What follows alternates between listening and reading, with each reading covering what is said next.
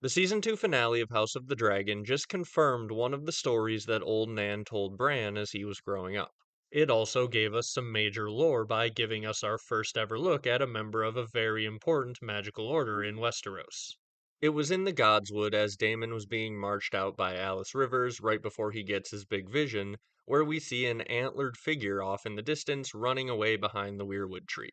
After the episode, one of the most common questions that I saw being asked was who exactly was that antlered man? So that's what we're going to be covering today. And for those of you who have watched my channel before, you probably know exactly who that antlered man was supposed to be, but if you have a friend who doesn't, maybe this is the video you send them. So for anyone who may not know, that antlered man was a green man from the Isle of Faces, and the fact that we saw one is actually a very major lore drop from the show. In the books, the Green Men and the Isle of Faces were mentioned early on and sort of built up as being an important sacred location for the weirwoods and the old gods, and they've been mentioned sparingly throughout, but we haven't seen them directly yet, and it feels like something that's really shrouded in mystery and waiting to be revealed when it becomes important in the endgame.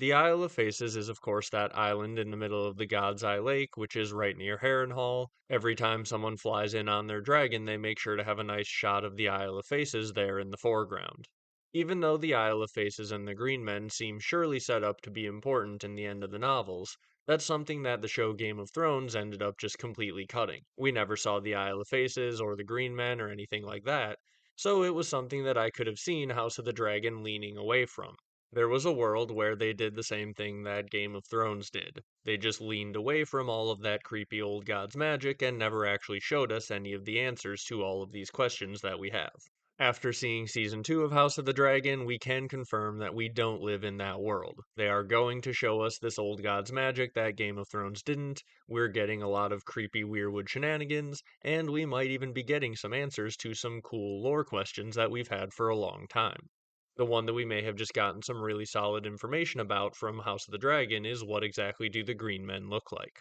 In the books, when Sam and Gilly are rescued by Cold Hands, he and his elk take them back to the Black Gate, and then they go up through the well at the Black Gate and they run into Bran and company sleeping in the Night Fort. When Bran hears a story of this magical person who rescued them riding an elk, the first thing that Bran asks is if he has antlers, and Sam obviously thinks, the elk? And Bran says no, Cold Hands. His reason he gives for this is that old Nan used to say that the Green Men would ride elk, and sometimes they would have antlers. So old Nan told Bran that the Green Men would sometimes have antlers, and the ancient tales say that they had green skin and antlers, and the World of Ice and Fire basically says that it's more likely that they just wore green clothing and horned headdresses, but basically that gives some confirmation to the fact that this is indeed at least a tale that's told around Westeros, these antlered people who live on the Isle of Faces. Now, the reason that these are just rumors is because no one is allowed to visit the Isle of Faces or the Green Men.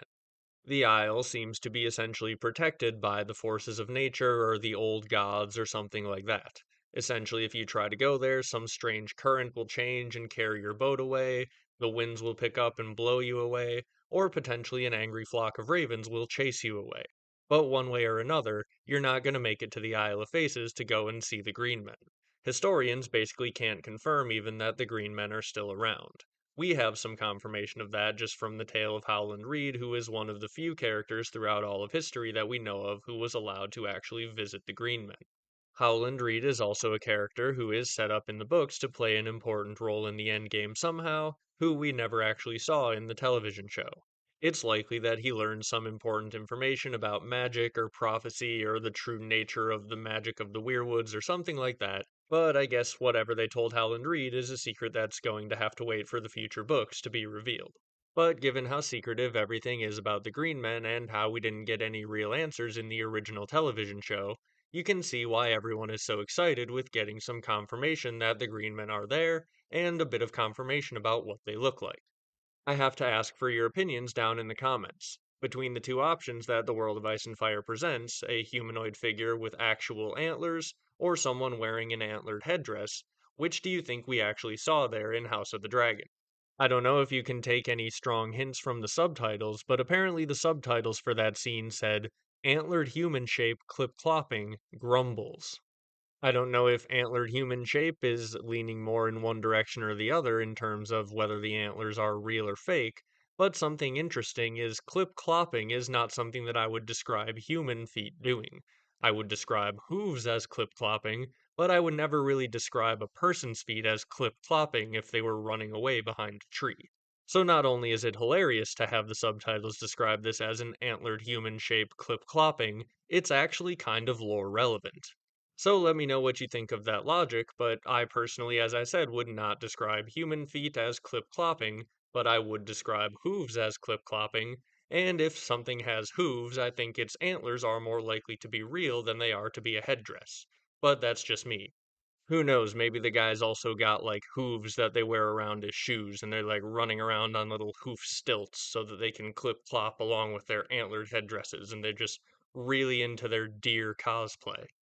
But no, I think it is probably most likely that they have actual antlers and hooves, but I don't know, like I said, let me know what you think. Also worth noting at this point, in terms of Isle of Faces based lore, the 2024 A Song of Ice and Fire calendar seems to show Rhaegar and Lyanna sitting next to a large green weirwood, and one of the only places in between where they disappeared and where they ended up that would have a weirwood is the Isle of Faces.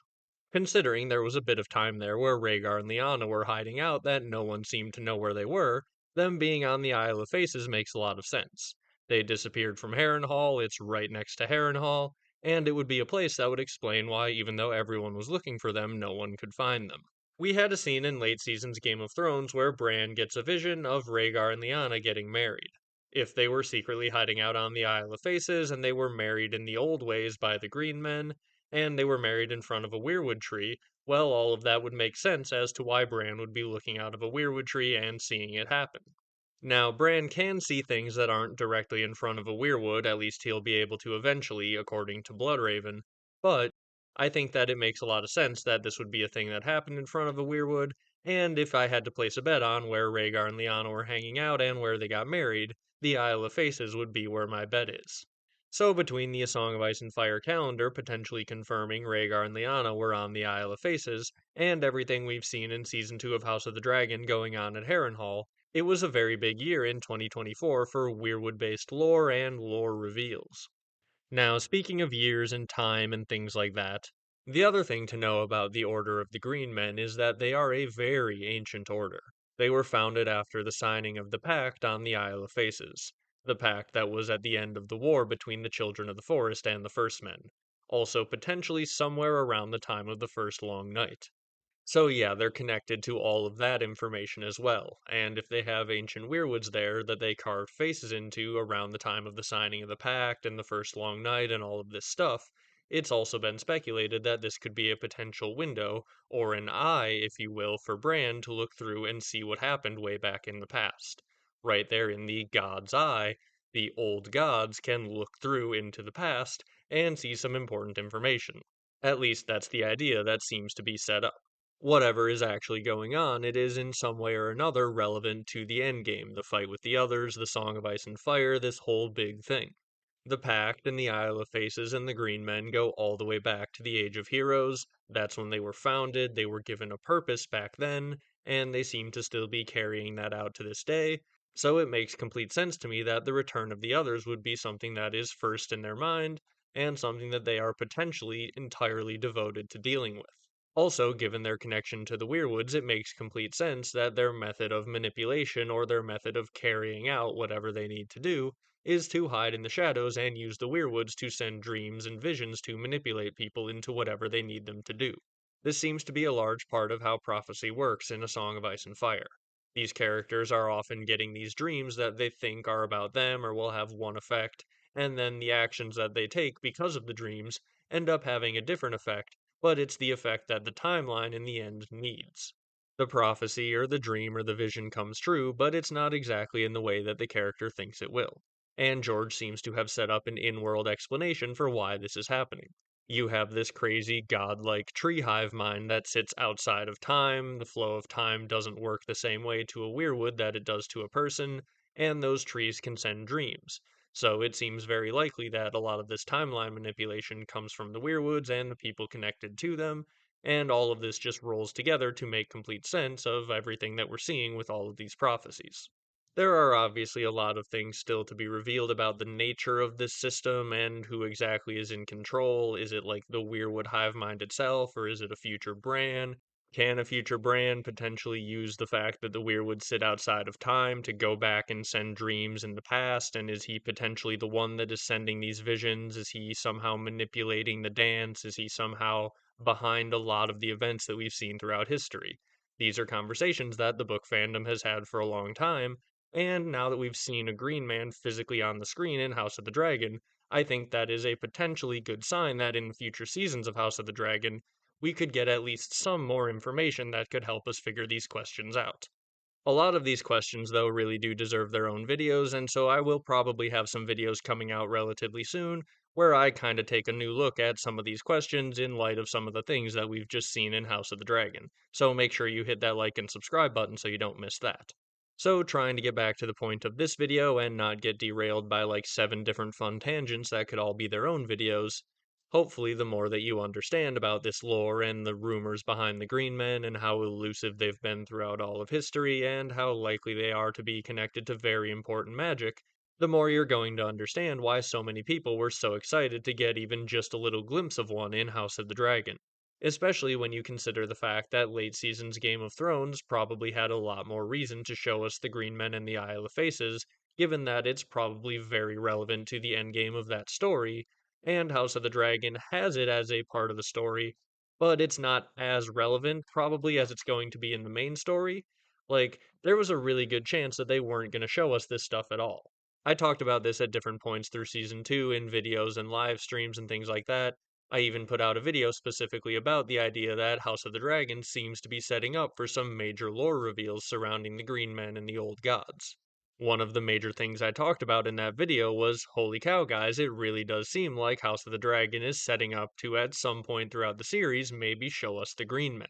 I didn't want to even have my hopes up that we were ever going to see it in the series at all, but season 2 slowly built my hopes up to the point where I really started to believe. I thought that maybe at some point in future seasons we might actually get to see what the Green Men look like. The fact that it happened at the end of season 2 makes me feel like I've just turned on one of those shows where they try to find Bigfoot and it's like an hour long, and I'm like 20 minutes in and it's got like full on clear footage of Bigfoot like confirmed, and now we just have to figure out what to do about it. And it's like, whoa, this is not where I expected this to be going, even in my wildest dreams. We just saw a green man undisputedly on screen, and now we know what they look like. Not only that, but we can also say that Old Nan's story is confirmed. The green men do have antlers at least sometimes.